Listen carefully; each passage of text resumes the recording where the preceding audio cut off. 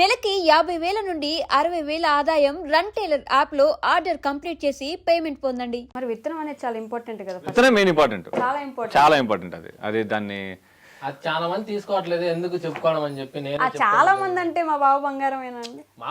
అతను ఒక్కరిని ఎందుకు టార్గెట్ చేస్తున్నా చూసింది ఆయన ఒక్కరినే కాబట్టి అతను ఒక్కరే మనేం లేదు, ఎవరికి నచ్చట్లేదు అంతా మాట్లాడటము. సో ఎవరి కష్టం వాళ్ళది, ఎవరి వీడియోస్ వాళ్ళది. పెట్టించలేదా? పెట్టించాను. ఓకే, మరి ఇంకేంటి పెట్టించారు, అయిపోయింది. వాళ్ళకి చెప్పుకోవడానికి వాళ్ళకి ఇష్టం, నేను మనం ఎందుకు మేడం దాని గురించి ఫోర్స్ అంటే మనం ఇప్పుడు రే నేను పెట్టేసాను చెప్పురా మనం చెప్పలేం కదా ఛానల్ గురించి. ఇప్పుడు నాకుంది, ఇప్పుడు మీరు అడగగానే అవునా పావునా 2 సార్లు పెట్టించి అంత ఓపిక చేసిన నేను చెప్పుకుంటాను. ఎందుకంటే నేను ఎక్కడ పోయినా చెప్పుకుంటాను. ఇప్పుడు మొన్నటి దాకా నా బండి పైన కూడా త్రిబుల్ అనే ఉంటది. ఈ మధ్యన మళ్ళీ మంచి పెట్టుకునే కానీ నా ఎవరు అడిగినా ఎంత ఉంది, ఎవరని ఛానల్ పెట్టిందంటే ఇట్లా జయకృష్ణ అని పెట్టిస్తాడంటే మరి సపరేట్ కావచ్చు కదా, ఎందుకు ఇంకా ఇదని చాలా నాకు ఎన్నో వచ్చినాయి. నువ్వు సపరేట్గా చేసుకోవచ్చు కదా, ఆమె ఎందుకు చేసుకోవాలా, నువ్వు కూడా మేమతో చేసుకోవాలంటే మా ఇద్దరికి ఒక స్పాంటినిటీ ఉంటుంది. మేము స్క్రిప్ట్ లో రాసుకునేది ఒక ఇంత లైన్ అయితే దాన్ని మేము అల్లుకుంటా పోతే అది సినిమా అవుతుంది ఖచ్చితంగా. మా ఇద్దరికి ర్యాప్ బాగా కుదిరింది. మీ ఇద్దరం ఉంటేనే మా వీడియోస్ లో మా ఇద్దరు కాంబినేషన్ బాగా మంచి ఫ్యాన్స్ అని చెప్పి మీ ఇద్దరం, నేను ఎవరు వచ్చినా పక్కకు పోను, అదే జరగని పని. అది ఎంతగాని ఏమన్నా గానీ మళ్ళీ వచ్చినంత కాలం త్రిబుల్ ఇండియాతో ఛానల్ ఉంటది, అది ఉన్నంత కాలం ఇది ఉంటది, అయితే పక్క. మరి వాళ్ళు ఎందుకు విడిపోయినారు మీ దగ్గర నుంచి? మా బాబు బంగారం గానీ తర్వాత వీడియోస్ చేస్తా ఉన్నారు, అసలు ఎక్కడ వీడియోస్ లేవు, మాట్లాడట్లేదు, చెప్పుకోవట్లేదు. 2 లైవ్ వీడియోస్ వచ్చినాయి, ఒక క్లారిటీ లేదు ఇక్కడ. లైవ్ వీడియోస్ అంటే అది జరిగిపోయింది, దాంట్లో లైవ్ వీడియో చూసింటారు కదా మేడం, క్లారిటీ వచ్చింది కదా. మళ్ళీ జరిగిపోయిన దాన్ని లేపుకోవడం ఎందుకు? ఇప్పుడు ఆయన పాటికి ఆయన ఉన్నాడు, నా పాటికి నేను ఉన్నా, ఎవరి పని వాళ్ళు చేసుకొని ప్రశాంతంగా ఉన్నా. మీరు అన్నారు కదా ఆయన ఇంటర్వ్యూ ఇస్తాడని చెప్పి, ఆయన ఇంటర్వ్యూ ఇవ్వనీలే, ఆయన ఏం చెప్తాడో చూసి ఆ తర్వాత నేను ఇస్తా ఇంటర్వ్యూ. సో గొడవలు వద్దు, ఈ పంచాయతీలు మనకి ఈ పంచాయతీలు ఏమొద్దు, ఎవరు బతుకోలు బతుకుందాం అని ప్రశాంతంగా ఉన్నాము. చూద్దాం, ఆయన ఏమన్నా మారితే తర్వాత మనం మారుదాం, లేదంటే అంతవరకు ఏం లేదు, అంతే. అంటే పెద్ద గొడవ జరిగింది అస్సలు ఒక్క మాట కూడా అనుకోవాలా, ఇదైతే షూర్. మేము ఎదురుపడి మాట్లాడుకొని తిట్టుకునింది అరుచుకునింది కానీ ఒక్కటి కూడా లేదు. ఓకే, కానీ ఏదో జరిగింది, మాట్లాడుకోవట్లేదు. చిన్న మ్యాటర్ అండి, అది పెద్ద విషయం కూడా కాదు. అడిగితే చిన్నదాన్ని ఇప్పుడు గోడితో పోయేదాన్ని గొడవలు చేసుకుంటారు కదా, అట్లాంటిది అది. నేనేమన్నా brother, it's not communication of education.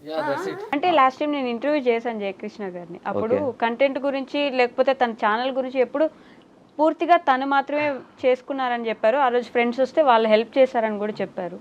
మీ గురించి మీరు చేశారని ఎప్పుడు చెప్పలేదు నాకు. అవునమ్మా, ఒకసారి 1 lakh సబ్స్క్రైబర్స్ అనమాట. అంటే మా లొకాలిటీలో 1 lakh సబ్స్క్రైబర్స్ వచ్చినప్పుడు మేము పెద్ద పండగ మాది చేసాం, కేక్ కట్ చేసి. వీడియో ఉంది అతని ఛానల్లోనే, అది ఇప్పటికీ 3,500 అంటే అంత తక్కువ మంది చూసారు కాబట్టి నేనేంటో తెలీదు. అది జరిగి నియర్లీ 3 years పైన అయిపోయి ఉంటుంది. ఒకసారి చూస్తే అక్కడ నేను కనపడతాను, అప్పుడు బావ అనేది తెలియదు కదా, సురేష్ అంటే ఎవరికి పెద్ద తెలిసి ఉండకపోవచ్చు. ఇవే అతను ప్లే బటన్ ఓపెన్ చేసినప్పుడు కూడా ఫస్ట్ నా పేరే చెప్పి ఉంటాడు, ఒకసారి చూస్తే తెలుస్తుందమ్మా మీకు. ఓకే, ఏమైనా కంటెంట్ క్రియేటర్ సురేష్ అన్న అని చెప్పుంటారా? చూడండి అమ్మా, నేను చెప్పడం ఎందుకు, అంటే ఇప్పుడు నేను చెప్పానంటే నేనేదో చెప్పాను అనుకుంటారు కదా, అతను తను చెప్పి ఉంటాడు కదా, అప్పుడు నేనేంటి అనేది. సో అప్పటి నుంచి 1 million సబ్స్క్రైబర్స్ అప్పుడు కూడా మేము కేక్ కట్ చేసాం, వాళ్ళ ఇంట్లో సెలబ్రేట్ చేసాం, అందరం ఉన్నాం. ఆ కేక్ నేను కూడా కట్ చేశాను. సో 1 lakh సబ్స్క్రైబర్స్ అప్పుడు ఎవరెవరు ఉన్నారా అనేది కూడా మీకు తెలిసి ఉంటుంది అని ఎందుకు. ఓకే, సో ఆ వీడియో ఒకటి ప్లే చేద్దాం మనం ఇక్కడ, నేను కూడా చూడొచ్చు, ఆడియన్స్ కూడా చూడొచ్చు. సురేష్ అంటే మీరే కదా, మా బావ బంగారం సురేష్ మనిషి ఉన్నారు, నేనే కదమ్మా, మీరే ఉన్నారు కాబట్టి. సో వీళ్ళు మన కంటెంట్ వీడియోస్ కి హెల్ప్ చేసిన సురేష్ అన్నకి, కంటెంట్ వీడియోలకి హెల్ప్ చేస్తున్న సురేష్ అన్నకి చాలా థ్యాంక్ యూ. మరి ఏమైంది సడన్ గా? అప్పుడు మొత్తం అన్ని వీడియోస్ లో కలిసి ఉండేవాళ్ళు, ఎక్కడున్నా మాట్లాడుకునే వాళ్ళు, ప్రతి సెలబ్రేషన్ కి దగ్గర ఉండేవాళ్ళు. ఏం జరిగింది ఇద్దరికి? ఏం జరగలేదమ్మా, ఏం జరగలేదు, ఏమీ జరగలేదు. లాస్ట్ టైం నేను అడిగినప్పుడు, నేను హాస్పిటల్లో ఉన్నప్పుడు తను రాలేదు నా దగ్గరికి, అంటే చావు బతుకులో ఉన్నప్పుడు కూడా రాకపోతే నా మనసు ఇరిగిపోయింది, నాకు బాధేసింది, అప్పటి నుంచే దూరం అయిపోయాం, అట్లా పెద్ద గొడవలేం లేవు అని అయితే చెప్పారు నాకు. గొడవ చెప్తున్నా కదమ్మా, అతని క్యారెక్టర్ అలాంటిది కాదు, నా క్యారెక్టర్ అలాంటిది కాదు. ఒకరు మన వల్ల చెడిపోవాలని కోరుకునే క్యారెక్టర్లు ఇద్దరే కాదు, అదే మిస్కమ్యూనికేషన్. ఓకే, నేను ఆ అబ్బాయిని లాస్ట్ టైం అంటే మాట్లాడింది December 10th, December 10th last year December 10th నేను డైరెక్ట్ మాట్లాడాను. ఓకే, అప్పుడు అతను తిరుపతికి వెళ్తానంటే మాట్లాడాను. తర్వాత కలిసింది లేదు. ఒకసారి స్టేటస్ పెట్టినాడు, అదే ఐసీయూలో ఉన్నట్టు. ఓకే. అప్పుడు కాల్ చేసి మాట్లాడాను. తను ఐసీయూలో ఎందుకున్నారు మీకు తెలియదు అప్పటికి? తెలియదు మా. ఓకే. ఏదో హెల్త్ ఇష్యూ అన్నారు కానీ ఎందుకన్నారో తెలీదు. వాళ్ళ అమ్మ చెప్పుంటారు కదా మీకు ఫోన్ చేసి అట్లీస్ట్ ఇట్లా ఉంది బాగాలేదు? లేదు మా, అలా ఏం లేదు. అంటే వాళ్ళ టెన్షన్ లో వాళ్ళు ఉండుండొచ్చు. సో నాకు తెలిసినప్పుడు మాత్రం నేను ఖచ్చితంగా అయితే కాల్ చేసి మాట్లాడాను. ఓకే. ఆ అబ్బాయి మ్యారేజ్ ఎప్పుడైందమ్మా? డిసెంబర్ 13th ఏమో, గుర్తులేదు నాకు exact date. December 17th. December 17th live లో వాళ్ళే చెప్పారు. Yeah yeah. నేను 10th కలిసాను. ఓకే. అతను హాస్పిటల్ ఎప్పుడు ఉన్నాడో మాకు తెలియదు, అంటే ఎగ్జాక్ట్ డేట్ తెలీదు. సో పోస్ట్ అయితే పెట్టినాడో డేట్ అయితే నాకు ఎగ్జాక్ట్ తెలీదు. వైజాగ్ వెళ్ళి డిసెంబర్లో పెళ్లి చేసుకుని వచ్చాడు 17th. ఓకే. December 17th.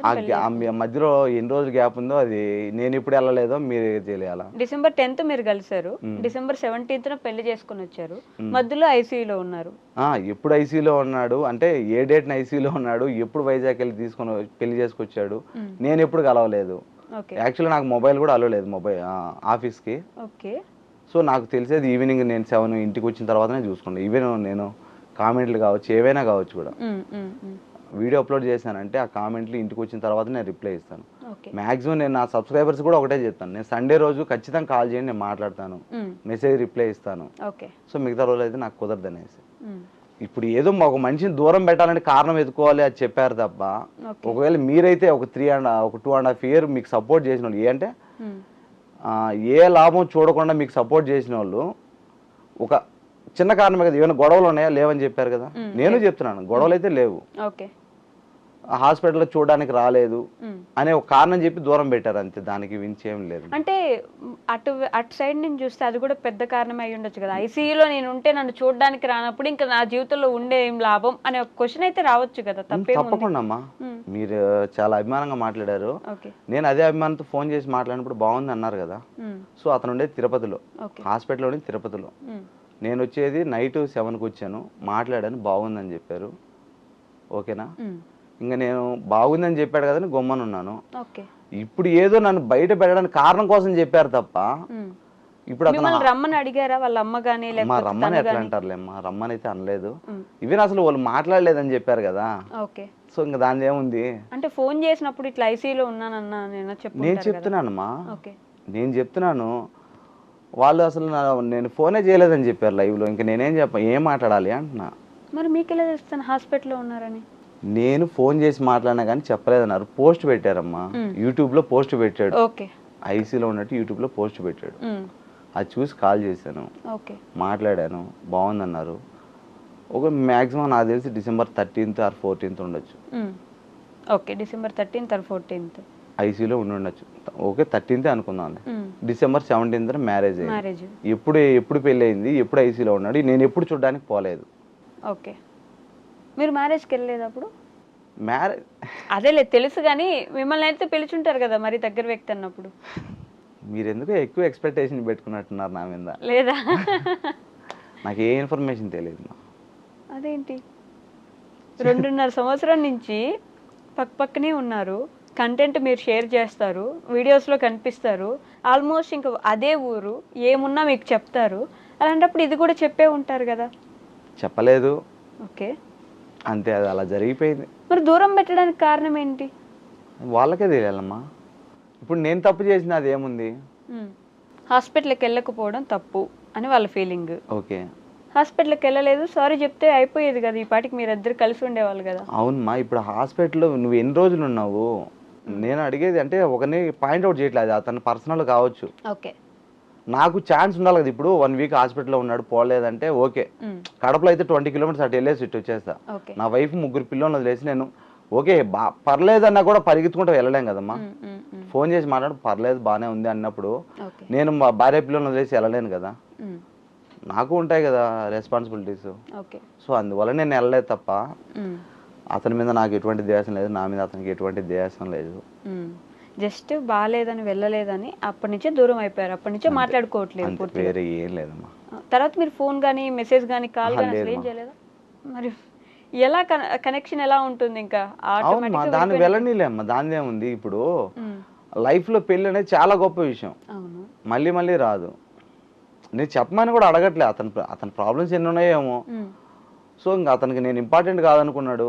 అంటే నేను కూడా హాస్పిటల్కి వెళ్ళలేదని తన ఫీలింగ్, వెళ్ళడానికి టైం లేదని నా ఫీలింగ్. వెళ్ళడానికి టైం లేదా?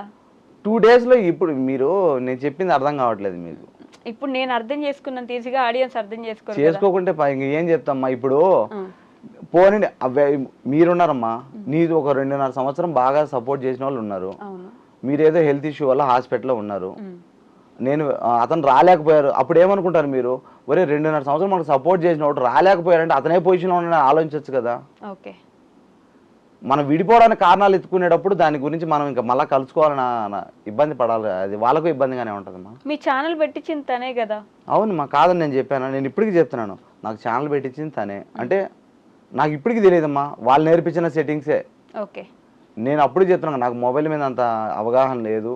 ఇప్పుడు నాకు 1,00,000 మంది, నియర్లీ 98,000 అనమాట ఫేస్బుక్లో. నాకు ఇంకా మానిటైజేషన్ అవ్వలేదు. ఓకే, సో దానికి ఏం చేయాలో కూడా నాకు తెలియదు, అవగాహన లేదు.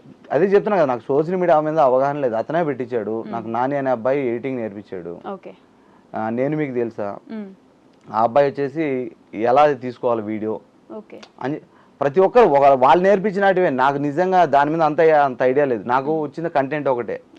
నాకు జబర్దస్త్ ఛాన్స్ వచ్చింది కూడా కంటెంట్ వల్లనే. జబర్దస్త్ నీ ఛాన్స్ వచ్చిందా? అవునమ్మా, డైరెక్టర్ గారు ఒకసారి కాల్ చేశారు అనమాట. అంటే ఫస్ట్ మెసేజ్ చేశారు, నేను జబర్దస్త్ డైరెక్టర్ని, మీతో మాట్లాడాలి, మీరు ఫ్రీగా ఉన్నారా అని. ఫ్రీగా ఉన్నాను సార్ అంటే వెంటనే కాల్ చేశారు. ఒక 1/2 hour మాట్లాడాను. చాలా హ్యాపీ అనిపించింది. నేను అట్లా బ్రేక్ఫాస్ట్ చేస్తా, మీ వీడియో ఒకటి చూశాను, మీ రీల్ ఒకటి చూశాను, మళ్ళీ ఛానల్ ఓపెన్ చేసి కంటిన్యూస్గా ఒక 1 hour దాకా చూశాను. నేను చాలా బాగున్నాయి కంటెంట్లు, ఎవరు రాస్తున్నారు అన్నాడు. నేనే రాసాను సార్ అంటే, మీరు జబర్దస్త్ మీకు ఇంట్రెస్ట్ ఉందా అని అడిగారమ్మా. సో ఒకసారి అంటే అవకాశం వచ్చింది కాబట్టి వెళ్ళాను. కంటెంట్ గురించి డిస్కస్ చేసాం. ఒక షోలో జస్ట్ బ్యాక్గ్రౌండ్లో కనపడ్డాను. తర్వాత నేను ఆ జబర్దస్త్కి వెళ్ళాలంటే ఇక్కడ నా ఫ్యామిలీను, యూట్యూబ్ను ఏదో ఒకటి వదిలేసి వెళ్ళాలి. మళ్ళీ నా ఫ్యామిలీని స్ట్రగుల్లో పెట్టాలి. అంటే ఒక 3 పిల్లలను మా వైఫ్కి వదిలేసి నేను అట్లా వెళ్ళడం అనేది నాకెందుకో ఇబ్బంది అనిపించేసి నేను ఆ అవకాశాన్ని అయితే కొంచెం బాధమ్మా. ఇప్పటికి అంటే చెప్తున్నా కదా, సక్సెస్ అయితే అందరూ హ్యాపీగా మాట్లాడుకునే వాళ్ళే. ఒకవేళ ఇన్ కేస్ ఫెయిల్ అయితే నా ఫ్యామిలీ స్ట్రగుల్ పడుతుంది, నేను బాధపడాల్సి వస్తుంది. అందువల్ల నేనైతే అవకాశం అయితే ఆల్రెడీ ఒకసారి ఇబ్బంది పడ్డారు కాబట్టి జాబ్ విషయంలో చాలా స్ట్రగుల్స్ పడ్డాను కాబట్టి లైఫ్లో, అందుకని నేనైతే ఆ అవకాశం అయితే కొంచెం అంత పెద్ద ఛాన్స్ తీసుకోవాలనుకోలేదు. ఒకవేళ ఫెయిల్ అయితే ఏంటి రిస్క్ అని చెప్పి, సక్సెస్ అయితే అంతా హ్యాపీనే, ఫెయిల్ అయితే ఏంటి, నా ఫ్యామిలీ పరిస్థితి ఏంటి అని చెప్పేసి దాన్ని కొద్దిగా పక్కన పెట్టాల్సి వచ్చింది. సో ఛానల్ పెట్టింది, దాంట్లో ఏం చేయాలని నేర్పించింది మొత్తం జయకృష్ణ గారు. చెప్తానమ్మా, ఛానల్ పెట్టింది, దాంట్లో ఎలా మనం హ్యాష్ ట్యాగ్స్ ఎలా పెట్టాలి, ఇప్పటికీ నేను మా కాంబినేషన్ నాకు ఇప్పటికీ ఇష్టం తెలుసా. ఈవెన్ నాకు ఛానల్ పెట్టిన కొత్తలో ఒక 2 months వరకు ఎక్కడ పెళ్లికి వెళ్ళినా కానీ మీ బామర్ది, మా వైఫ్ ని కూడా అడిగేవాళ్ళు కాదు, ఏంటి మీ బామర్ది రాలేదే. ఈవెన్ తనని కూడా పెళ్లికి ఎందుకు పిలవలేదని కామెంట్స్ కూడా పెట్టారు తన వీడియో కింద. తను మళ్ళీ పెళ్లి చేసుకున్నారు కదా. అలా కాదు నేను చెప్పేది, నేను ఎక్కడన్నా మ్యారేజెస్కి వెళ్తే మా ఫ్యామిలీ మ్యారేజెస్ ఉంటాయి, అటు వెళ్ళినా కానీ ఎవరన్నా అయితే ఏం ఫ్యామిలీతో రాలేదా అంటారు కదా, అలాగే చెప్తున్నాను. అదే అందరూ మీ బామర్ది రాలేదా, మీ బామర్ది రాలేదే అని, అక్కడ కూడా వాళ్ళ బావ రాలేదా అని అడిగేవాళ్ళు తనని. మీ బావ రాలేదా అని చెప్పేసి మీ గురించి అడిగేవాళ్ళు తన కామెంట్స్ లో. తెలీదా మీకు ఈ విషయం? అంటే వాళ్ళ ఛానల్ ఫాలో అవ్వట్లేదా మీరు? నేను చెప్పేది అతని మ్యారేజ్ గురించి కాదమ్మా, నేను చెప్పేది క్యాజువల్ గా ఏ మ్యారేజ్ కి ఏ ఫంక్షన్ కి వెళ్ళినా కూడా. నేను చెప్పేది తన మ్యారేజ్ కి. ఈవెన్ నా ఛానల్లో ఎన్నిసార్లు కొన్ని 100 కామెంట్స్ వచ్చినాయి, మీ బామ్మ మీరు ఎప్పుడు కలిసి చేస్తారు, ఎందుకు చేయరు. ఒకనొక టైంలో బాగా పాజిటివిటీ ఉన్న మీకు ఇట్లా హాస్పిటల్లో ఇబ్బంది ఉన్నప్పుడు వెళ్ళలేదంట కదా అని ఫుల్ నెగిటివిటీ, తిట్టడం, బూతులు మాట్లాడడం స్టార్ట్ చేశారు మీకు. అదే మా చెప్తున్నా కదా, తెలివి వాళ్ళకు సబ్స్క్రైబర్ అన్ని విషయాలు తెలుస్తాయని లేదు కదా. ఇప్పుడు మనం ఏం చెప్తే అవే తెలుస్తాయి, అందువల్ల వాళ్ళు తెలియక మాట్లాడుండొచ్చు. దాన్ని మనం వాళ్ళని ఎలా అంటాం. మరి మీరు ఎందుకు చెప్పాలనుకోలేదు, అది కాదు జరిగింది ఇది, లేకపోతే ఇలా జరిగింది? ఎంతమందికి అని చెప్తామ్మా. ఇప్పుడు నేను మంచోడిని అని చెప్పాను అనుకోండి, పక్కన వాళ్ళు వెంటనే ఏమనుకుంటారు, పక్కనోడు చెడ్డోడా అంటారు. సోషల్ మీడియాలో తీసుకునే దాన్ని బట్టి ఉంటదమ్మా. మరి మీ అంటే నేను మంచోని అని చెప్పుకుంటా కానీ పక్కన వాళ్ళు చెడ్డోళ్ళ అంటే, ఇప్పుడు నేను మా తల్లిదండ్రుల గురించి చెప్పాను, మగ్గం వేస్తూ ఇంత కష్టపడి మా నాన్న 3 చదివించాడు, అని చెప్పుకున్నానంటే ఎవరో ఒకరు ఉంటారు ఈ వీడియో కూడా కామెంట్ పెట్టేవాళ్ళు, అంటే మా నాన్నంతా వదిలేశారా. ఇప్పుడు ఎంత భయం అయిపోయిందంటే సోషల్ మీడియాలో మన గురించి మనం చెప్పుకోవడానికి కూడా భయపడాల్సి వస్తుంది. అదే నిజం, దాంట్లో తప్పే లేదు. మీరు మాట్లాడుతూ ఇందాక చెప్పండి. మా కాంబినేషన్ అంటే నాకు ఇప్పటికీ చాలా ఇష్టం అన్నారు కదా, ఎందుకని ఎటు సైడ్ ప్రయత్నించట్లేదు మాట్లాడుకోవడానికి? లేదమ్మా, ఆల్రెడీ ప్రయత్నం చేశాము, పోస్ట్ కూడా పెట్టాను నేను, కలిసి చేస్తామని చెప్పేసి. ఓకే. తర్వాత ఒక 1 వీక్ 10 days తర్వాత అబ్బాయి లైవ్లో చెప్పాడు అనమాట, మేము కలిసి చెయ్యము అనేసి. ఒకరు వద్దు దూరం పెట్టాలనుకున్నప్పుడు మళ్ళీ మళ్ళీ బాగుండదు కదమ్మా. అంత పగలు ప్రతీకారం ఏవి లేవు. అదే లేవు అసలు ఇద్దరం అలాంటి వాళ్ళం కాదని చెప్తున్నా కదా. ఎందుకో చిన్న డిస్టెన్స్ వచ్చింది, అది పెద్దది అయిపోతా ఉంది. సో బాగుండాలి, అతను బాగుండాలా, అందరూ బాగుండాలి, అంతే. అంతేనా? మీ వైఫ్ ఎప్పుడు బాధపడలేదా? అంటే బాగా చేసేవాళ్ళు వీడియోస్ ఇద్దరు కలిసి, ఇప్పుడు ఇట్లా ప్రతి ఒక్కరు బాధపడతారు, మా కాంబినేషన్ ఇష్టపడే ప్రతి ఒక్కరు బాధపడతారు.